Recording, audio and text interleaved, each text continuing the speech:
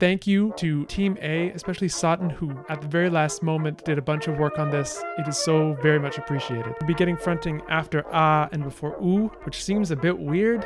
Yeah, it is. It's very pretty. I like this. I don't know what I'm doing. We just have the best community.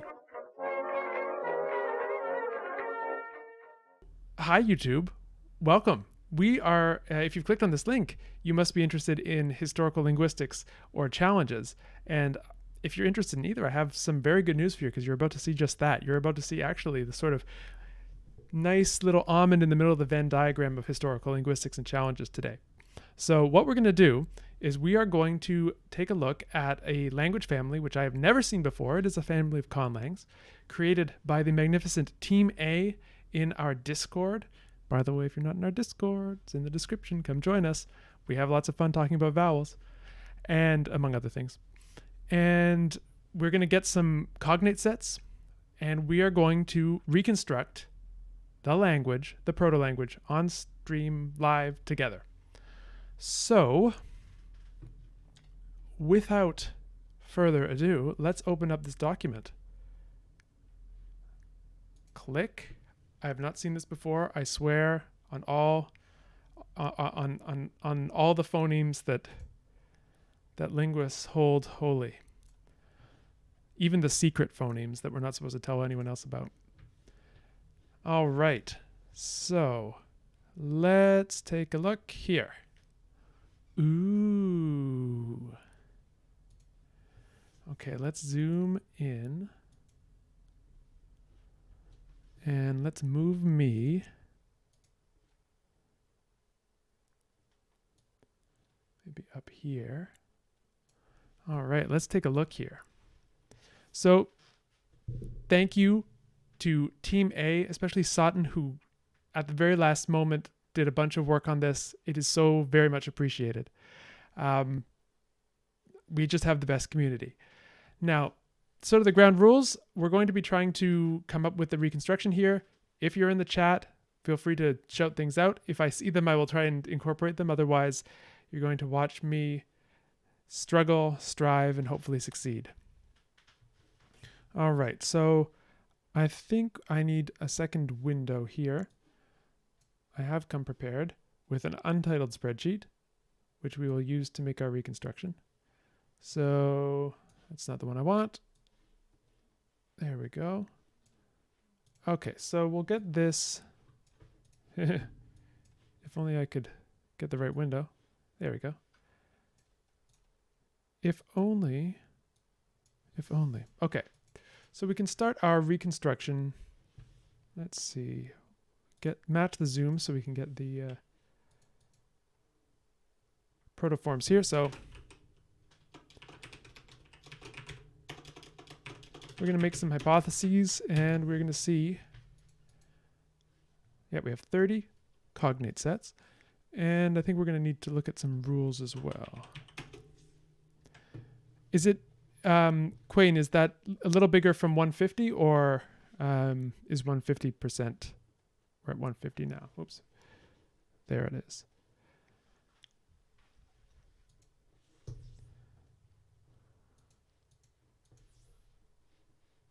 I can make it a little bit bigger, but we won't be able to see everything at the same time.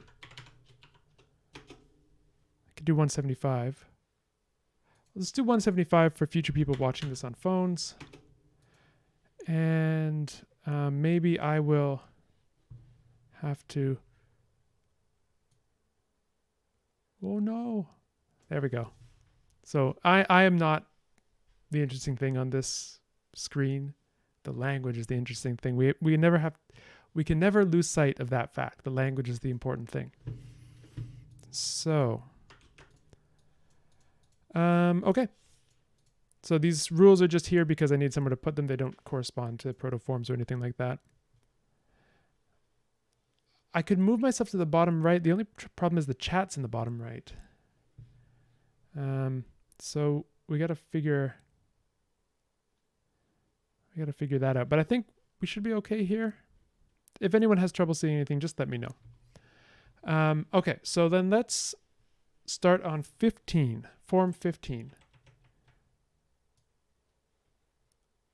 Okay, so the way it's set up, we have 30 cognate sets going down top to bottom, and we have, oh my goodness, we have 8 branches going left to right. Let's see, above the chat maybe? Where does the chat go up to? That's the question. Maybe there? Chat box. Yeah, maybe there.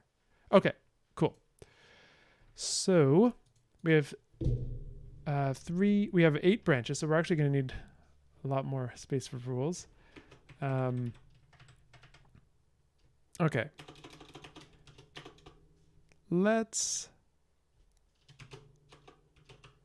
see how we're going to do this. Branch A. So here are some rules. Hopefully we won't need too many for each one. Actually, wait. Here we'll put them out here. And there may be some overlap with the chat, but unfortunately we're very starved for screen real estate here because of the need to keep things legible for people on all devices. So so where did we go? There we go. Oh, Colin bottommost. Oh, nobody puts Colin in a corner. All right, let's see if we can arrange that. Sorry, future YouTube, we're working out the format here. And the chat box can go up here. Great. Okay. All right. So this should be branch C, branch D, E, F, G, H, and we'll just put the rules below each of these little things. Okay. So then let's get started. So we have form 15. We have, okay. I'm not sure how we're going to do this with this amount of real estate. I may have to shrink some columns maybe. Ah, there we go. That's what I'm talking about. Okay. F, G. Can we fit them all? H. Great. Okay. This is good. So let's see. We have form 15, which is something like croix in branch A, croix in branch B, croix in branch C, gu in branch D, chu in branch E, ho in branch F, ho in branch G, and ho in branch H. Okay, so let's take a look at these. I think I'm going to need a new. Let's take a look at some correspondences. So we need branches A, B, C, D, E, F, G, H. Thank you, Quayne. I've yeah, it's always a little bit of extra mental processing that has to open up when we do tones.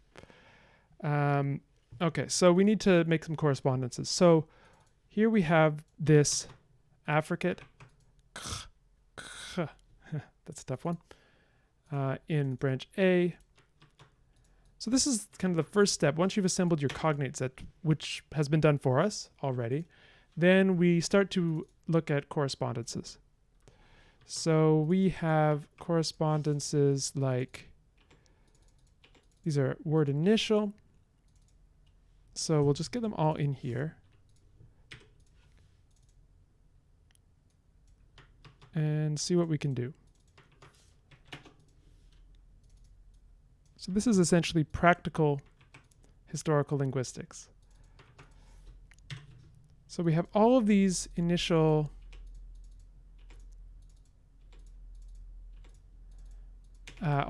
sounds here in the various branches. Let's see if we can find any other examples of these. This set of correspondences. So let's look first initially. We see anything that looks kind of familiar. Oh, we see in 17 something similar. So say this in form 15. And do we see the exact same thing in form 17? Well, we have kh in A, kh in B, but we have something different in C, so we have to come up with a new correspondence. Oops. Okay. Thank you. And then we have K in D, same in E, same in F. So everything is the same except for... Interesting. So in 17 we have this. Now, of course, there is a different vowel. We have this delightful central vowel here in 17, and we have this low back vowel in word 15. That could be a potential way to resolve this problem. Let's see. 21 as well. Yeah. What do we have here? We have the same... It looks like the same correspondence set as 17 exactly. No, not quite exactly. We have another difference in branch F. We have a velar fricative instead of a uvular fricative. So that is 21. Okay. 21. 21 is my name. Oh. Oh, yeah. It could be, couldn't it? Branch D. Colingase. Oh, I like this. Okay. So we have some potential help here that we may want to hypothesize a proto-K here. That's an option. So, oops. I don't know what I'm doing. There we go. Great. Let's see. What else can we find? I don't want to jump too far ahead into the future, but I think that's a promising angle of attack for this. Okay. So, do we have any other initials like this? Does not look like it. Okay, so let's see if we can find what's going on with the other parts of this 15 that might be able to help us. So we have here wa, we have here wa, wa. So let's take these two together because they may end up, they may end up being acting as a kind of unit. So we'll just leave that. Wa, wa. Oo. So we have this diphthong corresponding to a long monophthong in branch D. Actually, in all branches D, E, F, G, and H. Interesting. Interesting.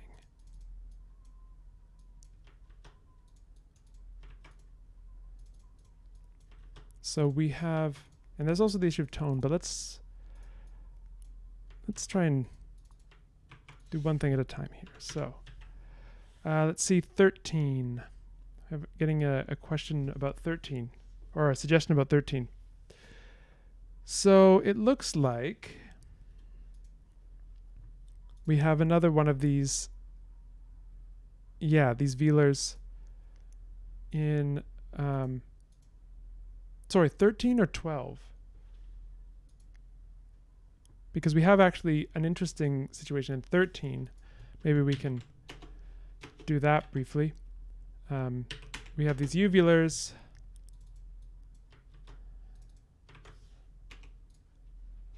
We have then velars in D and E. And we have uvulars in F, G, and H. It's just a Q. And yeah, 13 is a different correspondence set.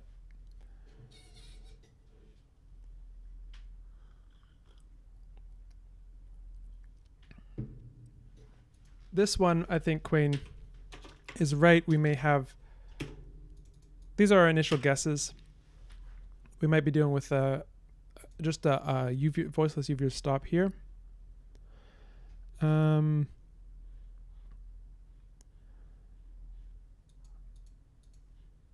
Let's see. Let's take a look at what happens to in D and E. We get the uvular. So if it is a proto-uvular, then we get fronting. And where do we get fronting? What's the environment in which we get fronting? We would be getting fronting after A and before U, which seems a bit weird. Oh, sorry, not before. Before A. Forget about U for a second.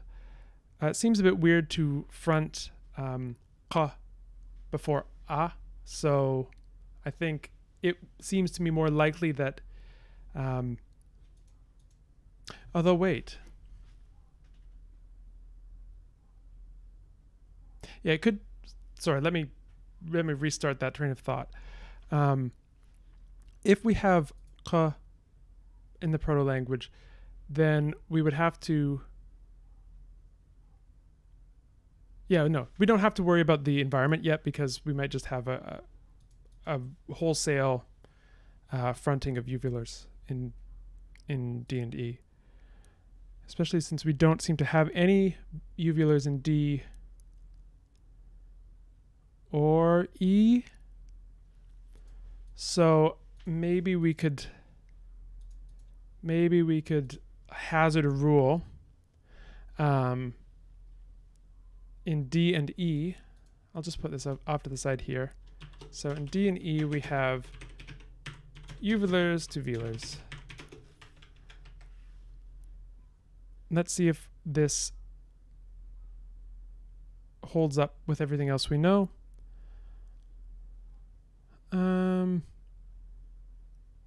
I can't see any counter examples yet, but still early. Okay. What else is going on?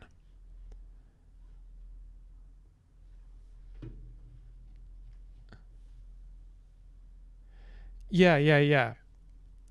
Clammy, that's right. So I think there's just a wholesale fronting of uvulars. Let's see. Had another...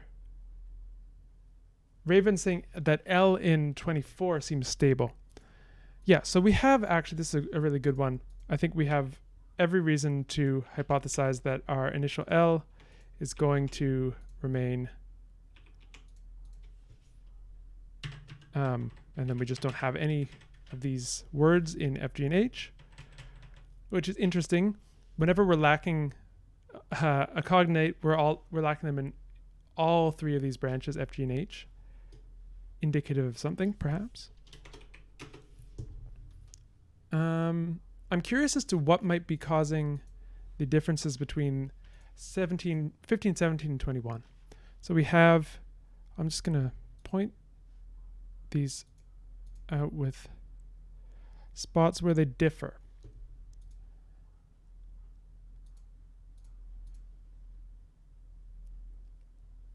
So we have same, different, same, different. Yeah, so they're slightly different here. Oh, I'm glad you are enjoying it. And a lot of the thanks have to be towards the wonderful members of Team A, and especially Sutton, who I am told sacrificed sleep for this. So for 21 in...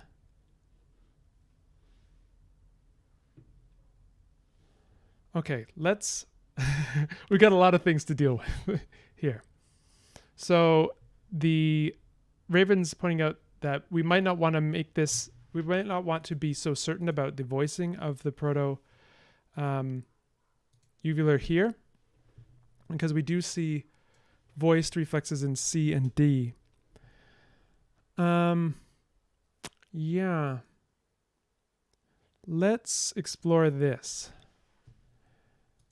Because we also have in 23 this correspondence of p and b. So everywhere we have p except in C.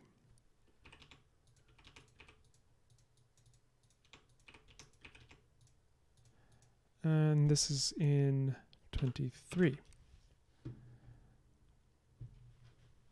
Yeah, it is. It's very pretty. I like this. So we have this. And the question is it the same thing that's going on with the voicing in C at least? We don't have it in D. Let's see if there's another example. Oh, well, we have 11. Have we looked at 11? So Q, Q, capital G, G, K, Q, Q, Q. Okay, so that's all the same. So this is 11 and 13.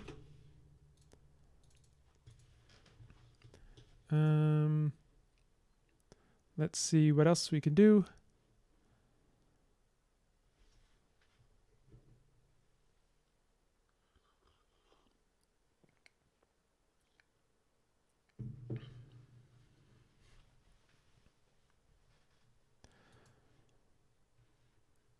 For the unvoiced protophoneme Q, Logan points out that intervocalic voicing is pretty common. And that is absolutely true. But here we are positing this on the basis of 11 and 13 in which it's word initial. So I'm not quite sure. And the other voicing controversy we have is for 23 where we have this P and B correspondence. Let's see if there's anything else that looks the same. I am going to... Okay, I'm going to try and scroll down for... Let me just get... So that the our viewers can see 28 to 30. Okay, 25 is very interesting. Yeah. So we have N, N, N, N, N, N, N, N. So I think we can safely reconstruct initial N.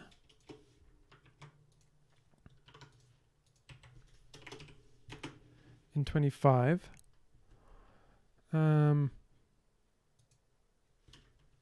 Let's take this non-initial stuff out for now. And just try and get wrap our heads around the initials. Initial N is stable. I think that's pretty clear. Initial L. Let's see if we have any other initial L situations.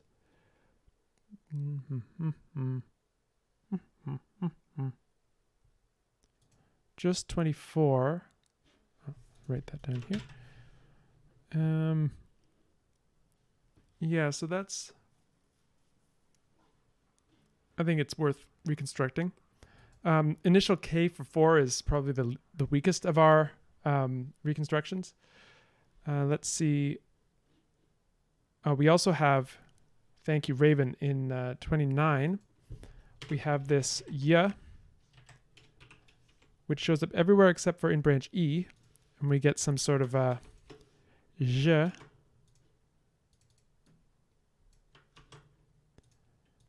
And initial fortition of glides is definitely a thing, as we see in the history of the Romance languages. And so I would be relatively confident positing initial y based on that basis, but we have to be sure, are there any other instances where we lose it? Oh, okay, so 27 has a slightly different correspondence set. So 27 has y,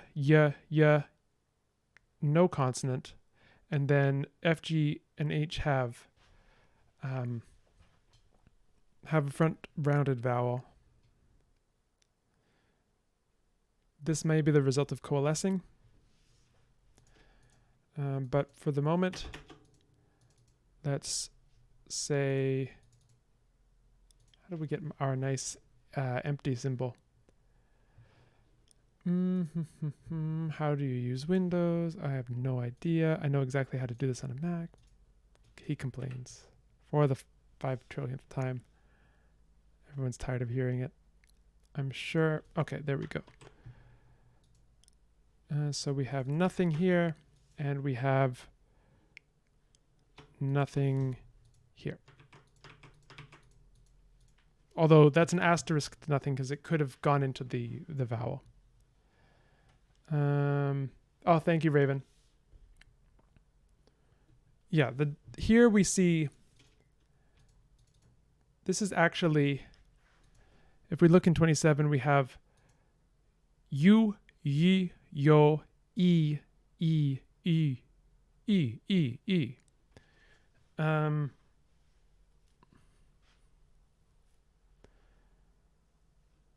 I almost feel as if my instinct is to hypothesize a proto u, like yod and u, and then we have some sort of a vowel shift going from u to yi, and then yi turns into e, something like that. Let's see. We also have evidence for in 30, we have this medial J,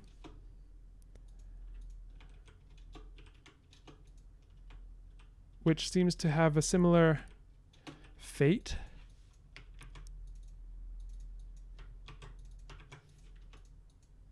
And we lack the words here. So that is good. And in 18, I think someone pointed this out already, we have another issue with J. And it looks like we get the same kind of thing as we got before.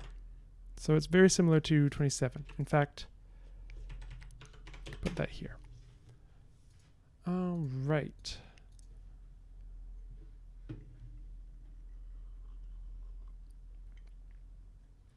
Moon Truther, this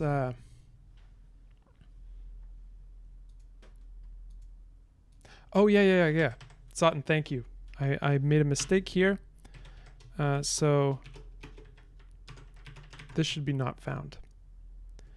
And 18 versus 27.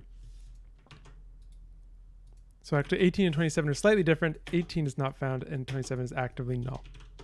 Good point.